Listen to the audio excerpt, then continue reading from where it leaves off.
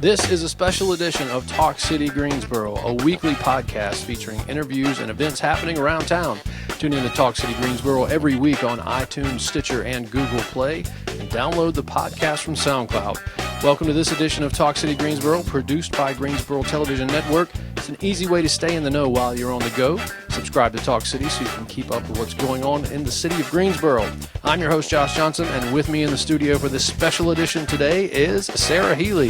What's up, Greensboro? Perfect. Nailed it. Every time. So here on Talk City, this is kind of a special episode. We've got the pleasure of speaking with Ryan Deal, who is definitely a big deal because he's the city's new Chief Creative Economy Officer. Welcome to Greensboro, Ryan. Thank you, Josh. I'm really excited to be here today. We are very glad to have you.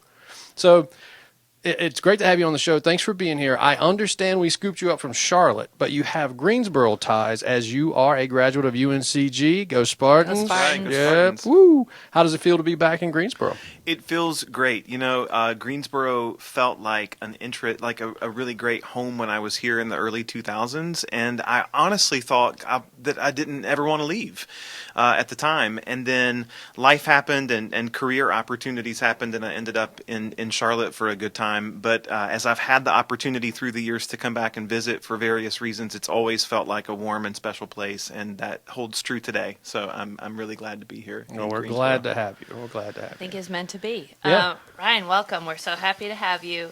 Now I have to ask, when you told your friends and family that you were going to be Greensboro's first Chief Creative Economy Officer, I'm sure they were like, congrats, that's awesome. Mm-hmm. What in the world does that mean? How do you describe this new position to your friends?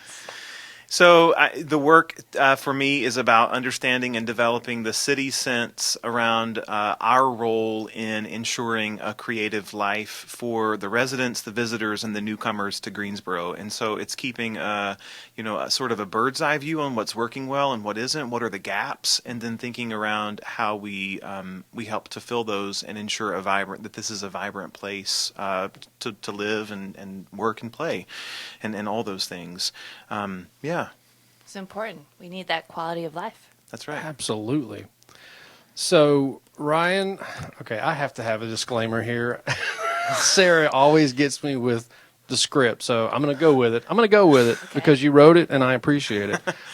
Ryan, I will try to keep the deal puns to a minimum. Thanks. But you're going to be dealing with a lot in this new role. Thanks, Sarah. Lots of initiatives were proposed in the Creative Greensboro Cultural Arts Master Plan. Mm-hmm. So what are one or two things that excite you the most about what you're going to do? What can you not wait to get started on? Yeah, so, I hope that early in our work we'll be thinking about how to populate an arts commission of sorts, which will be a group of residents and artists and creatives and business leaders from throughout the community that will provide sort of an ongoing think tank for what this work looks like in implementation. Okay. And also, I hope it's not just about implementation, but it's also about continual planning. I mean, there's so much tremendous work that has been done that's penned and approved in the Creative Greensboro Plan, and that was reflective of the environment and the conditions at the time that it was written, and that environment and those conditions are going to evolve as we move through time. And so, how can we think about not only engaging residents and community members and how we implement the plan, but also to continue keeping a watchful eye on the next 3 years, the next 5 years out, so that we're keeping ourselves honest and have some great accountability along the way. Fantastic. I like it. It's like a living, breathing. You got to keep moving and changing. Yeah, it's kind of an organism. It has its own life, and it's going to change as it moves forward. And there's a lot of support for the artistic community here in Greensboro. So there's going to be a lot of people that are going to be glad to be a part of that. So Yep. And it's one of the things that honestly excited me the most about the tenor of the plan and the description for this role as I explored that was this what I referred to in the interview as a resident first focus, and understanding that the success of our work in arts and supporting arts and culture is really going to be measured by the folks who make their home here in Greensboro. Right. And so how do we continue to keep them front and center in our minds as not only as we plan for the future, but as we put boots to the ground and start implementing the work. Wonderful. Sarah, you're up. Well, you sold me. I'm very excited, Yeah, Ryan. Nice. yeah, absolutely. So you served as Director of Advancement for the Children's Theater of Charlotte, and you have more than 24 theatrical credits at various theater organizations. You've done so much in the arts. Clearly, you're passionate about the arts. Tell us what the arts mean to you. What do you love most to do? Yeah. So I think I'll give you a twofold answer on that. The first is like me personally. So I'm a musician and I'm a theater artist. And so if you just say, Ryan, why are you passionate about the arts personally? It's that experience of making and creating something that transcends words and expresses things that where words fell short, and sharing that with an audience and having this great experience with a community of folks together as we share that in performance. But as an administrator, the thing that most excites me is the opportunity to ensure that those sorts of experiences and opportunities are available for everyone, no matter what lights their personal fire. And so I know what that is for me, but I know that doesn't work for everyone. So what can my role be in making sure that there's support and opportunity and organizations and infrastructure so that anyone who makes their home here, no matter what their personal passions are, can fulfill those through the creative community. Wow. Yeah. I couldn't agree with you more. This is a home run. This Yeah, is wonderful. absolutely. All right, so flash forward about 10 years from now, Ryan, what would you hope to see come out of the Arts Master Plan, the newly established Office of Arts and Culture, and your work as CCEO? Mm-hmm.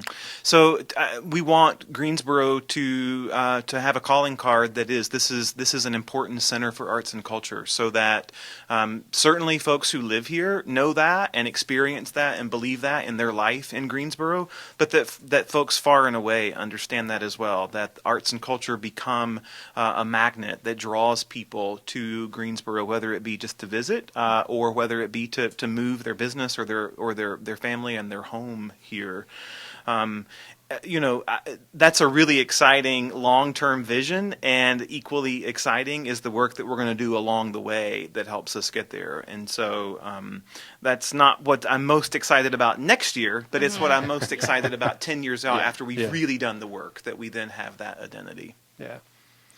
So, Ryan, you kind of touched on this earlier, but one of the 4 main goals from the Creative Greensboro Arts Master Plan was to foster cultural equity, promote arts for all. Mm-hmm. What's one way we can get more seats to the table and be more inclusive with arts in Greensboro? Yeah. So I think that allowing folks a voice in the work is where we start that process. And so my hope is that manifests itself in the commission that is to be determined and populated. But, then we have to act in ways that demonstrate that we're hearing and believing what people share with us. And so I think that there's an assumption on my part that we'll have some amount of trust early on. I hope that we'll have some amount of trust early on that we can be really good stewards of as folks share with us their input and their perceptions and their interests and their energy, that we can move to action on that and show them that we're going to put our energy and resources where the plan is, and really do the work. Well, I have no doubt you'll be able to do that. We're excited you're here. Thanks. Likewise. Very excited to have you here. So we've held you up long enough. We know you've got a lot of stuff to do to get ready. Yeah. We appreciate you coming by, though. It's been a pleasure talking with you and a pleasure meeting you, and I truly look forward to everything that you're going to do. Thanks, Josh. Thanks, Sarah.